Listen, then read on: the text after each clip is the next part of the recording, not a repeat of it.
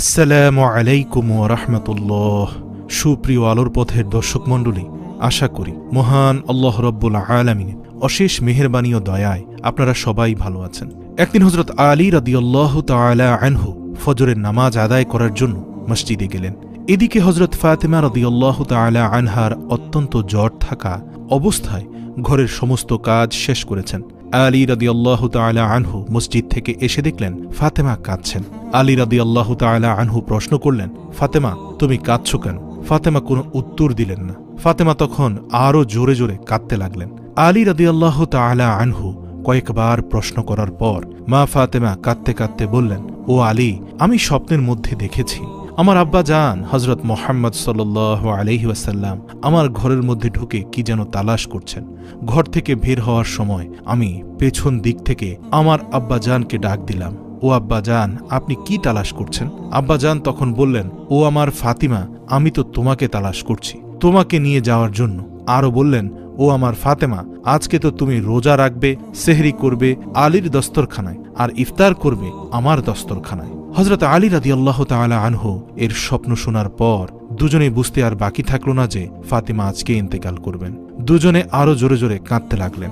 এ সময় মধ্যে হযরত হাসান ও হুসাইন রাদিয়াল্লাহু তাআলা আনহু এসে জিজ্ঞেস করলেন, ও আব্বাজান ও আম্মাজান, আপনারা কেন কান্না করছেন? মা ফাতিমা রাদিয়াল্লাহু তাআলা আনহার একটি অভ্যাস ছিল, যখন হাসান হোসাইন তাকে কোনো কাজে বিরক্ত করতেন তখন দুজনকে নানাজানের কবরের কাছে যেতে বলতেন।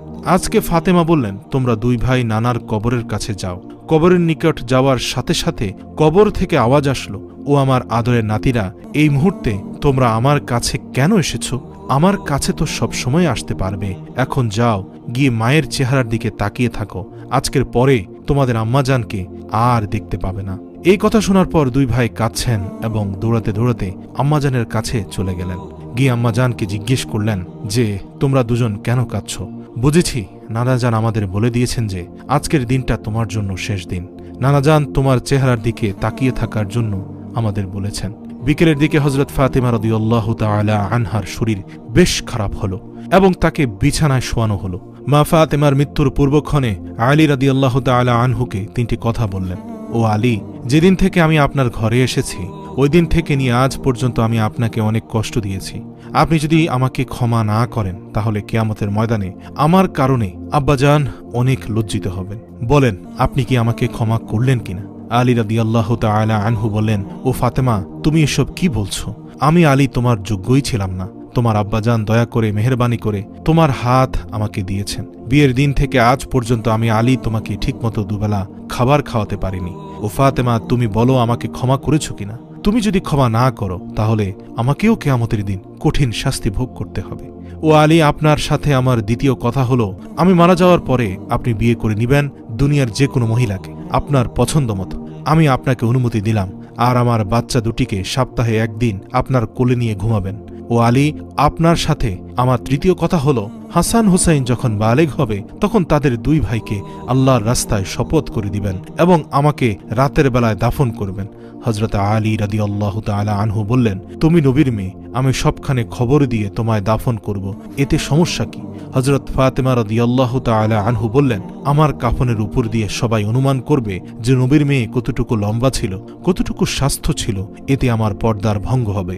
মা ফাতেমার মৃত্যুবরণের পর তার লাশের খাটিয়া বহন করার মানুষ মাত্র তিনজন, হযরত আলী রাদিয়াল্লাহু তাআলা আনহু এবং শিশু হাসান ও হুসাইন রাদিয়াল্লাহু তাআলা আনহু। হযরত আলী রাদিয়াল্লাহু তাআলা আনহু ভাবছেন যে লাশের খাটিয়া বহন করার জন্য মানুষ আরও একজন প্রয়োজন হবে, তবেই চার কোনায় চারজন কাঁধে নিতে পারবে। এমন সময় হযরত আবু যর গিফারী রাদিয়াল্লাহু তাআলা আনহু এলেন ও খাটিয়ার কোনা বহন করলেন। হযরত আলী প্রশ্ন করলেন, হে আবু যর, আমি তো কাউকে বলিনি, তাহলে আপনি জানলেন কিভাবে? তখন হযরত আবু যর গিফারী রাদিয়াল্লাহু তাআলা আনহু বললেন, আমি আল্লাহর রাসূল সাল্লাল্লাহু আলাইহি ওয়াসাল্লামকে স্বপ্নে দেখেছি। তিনি বললেন, হে আবু যর, আমার ফাতিমার লাশ বহন করার জন্য লোকের অভাব, তুমি তাড়াতাড়ি চলে যাও। ও আলী, আমাকে তো হুজুর আকরাম সাল্লাল্লাহু আলাইহি ওয়াসাল্লাম আসতে বলেছেন, তাই আমি এসেছি। তোমরা আমাকে বলনি। রাতে এসে রাসূল সাল্লাল্লাহু আলাইহি ওয়াসাল্লাম স্বপ্নে বলে গিয়েছেন। হযরত ফাতিমা রাদিয়াল্লাহু তাআলা আনহাকে যখন কবরে নামাচ্ছেন তখন হযরত আবু যর গিফারী রাদিয়াল্লাহু তাআলা আনহু কবরের কাছে গিয়ে কবরকে উদ্দেশ্য করে বললেন, হে কবর, তুই কি জানিস আজকে তোর মধ্যে কাকে রাখছি? এটা জান্নাতের সকল মহিলাদের সর্দার ফাতেমা রাদিয়াল্লাহু তাআলা আনহার কবর। কবর থেকে কোনো আওয়াজ আসলো না। তিনি বললেন, এটা হযরত হাসান হোসাইনের আম্মা জান। এবারও কবর থেকে কোনো আওয়াজ আসলো না। তিনি আবারও বললেন, এটা হযরত আলী রাদিয়াল্লাহু তাআলা আনহুর স্ত্রী। এবারও কবর থেকে কোনো আওয়াজ আসলো না। তিনি আবার বললেন, এটা দুজাহানের বাদশার মেয়ে, খবরদার বেয়াদবি করবি না। আল্লাহ তাআলা তখন কবরের জবান খুলে দিলেন। কবর বলল, আমি অন্ধকার ঘর, আমি সাপ বিচ্ছুর ঘর, আমি এমন একটি ঘর যার মধ্যে কোনো বংশ পরিচয় কাজ হয় না। আমি দুজাহানের বাদশার মেয়েকে চিনি না, হযরত আলীর স্ত্রীকে চিনি না, হাসান হুসাইনের আম্মাজান কেউ চিনি না, জান্নাতের মহিলার সর্দারনি কেউ চিনি না। আমি শুধু চিনি ঈমান এবং আমল। আমার মধ্যে যদি কেউ ভালো আমল নিয়ে আসে তাহলে আমি কবর জান্নাতের বিছানা বিছিয়ে দেব, আর যদি কেউ খারাপ আমল নিয়ে আসে তাহলে আমি কবর দুদিক থেকে এমন জোরে চাপ দিব যে হাড় মাংস মাটি একসাথে মিশে একত্রিত হয়ে যাবে। আল্লাহু আকবার।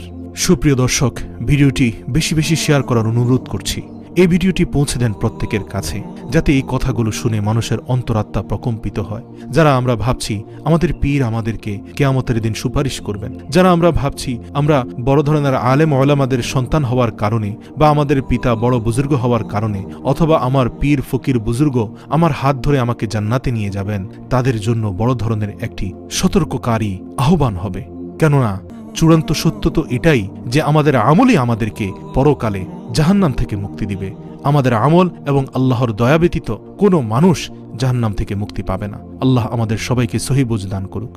আমিন।